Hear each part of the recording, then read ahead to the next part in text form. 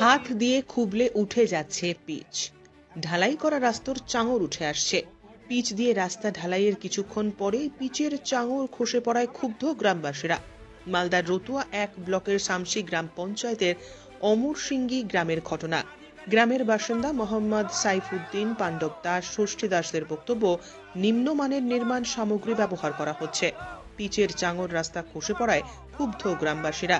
তাদের বক্তব্য, সরকারি শিডিউল মেনে যতক্ষণ না রাস্তা নির্মাণের কাজ হবে ততক্ষণ পর্যন্ত বাসিন্দারা এই রাস্তার পিচের ঢালাই করতে দেবেন না।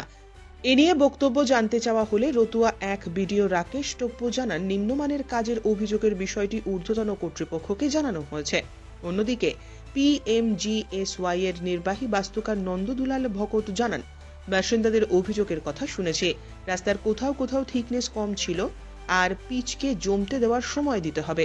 তবুও বাসিন্দাদের অভিযোগ পেয়ে বিভাগীয় ইঞ্জিনিয়ারেরা ঘটনাস্থলে গিয়ে সবকিছু খতিয়ে দেখবেন।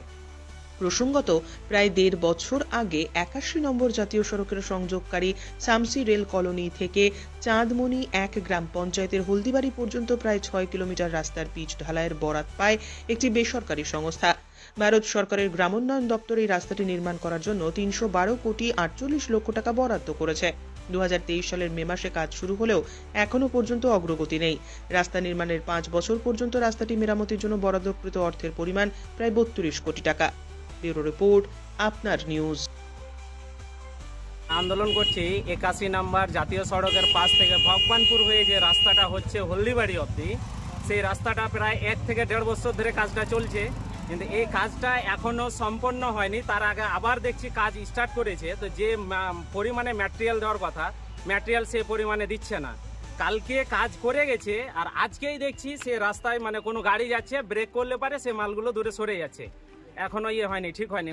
আমরা এই কারণে নেমেছি রাস্তাতে, কাজ যদি সঠিকভাবে হয় তাহলে কাজ করতে দেব, যদি কাজ সঠিক না হয় তাহলে আমরা আন্দোলনে নেমেছি। এই কাজ সঠিক না হলে আমরা কাজ করতে দেব না। সে যেখান অবধি আমাদের যেতে হবে আমরা যাব, কিন্তু এই কাজ সঠিক না হলে কাজ করতে দেব না, আমরা আন্দোলন চালিয়ে যাব। আর মুখ্যমন্ত্রী মমতা বন্দ্যোপাধ্যায় এতে এসছে মালদাতে, তার কাছে এটা জানাতে চাই যে এই রাস্তা সঠিকভাবে না হলে আমরা কিন্তু যে পজিশনে সব রাস্তায় লোক নেমেছে আমরা কাজ করতে দেব না। তার আমরা দৃষ্টি আকর্ষণ করছি, এই রাস্তা যেন সঠিকভাবে হয়, করতে দেবো না হলে কাজ করতে দেবো না। কয়েকদিন আগে আমরা দেখলাম ইন্সপেকশনে এসছিল, কোথাকার লোক আমরা জানি না, কিন্তু যে সমস্ত লোকগুলো ছিল তার পিছনে যখন কোনো এটা হয়তো ওজন করা হয় বা কিছু হয়, সেই জায়গাতে দেখছি পিছন থেকে পাথর চুরি করে নিয়ে গিয়ে ওই জায়গাতে দিচ্ছে। আমাদের কাছে ভিডিও আছে, তারা চুরি করে নিয়ে গিয়ে দিচ্ছিল ওই জায়গাটায়। যে পরিমাণে থাকার কথা হয়তো জোটেনি মালটা, তার জন্য পিছন থেকে পাথর চুরি করে গিয়ে নিয়ে দিচ্ছে।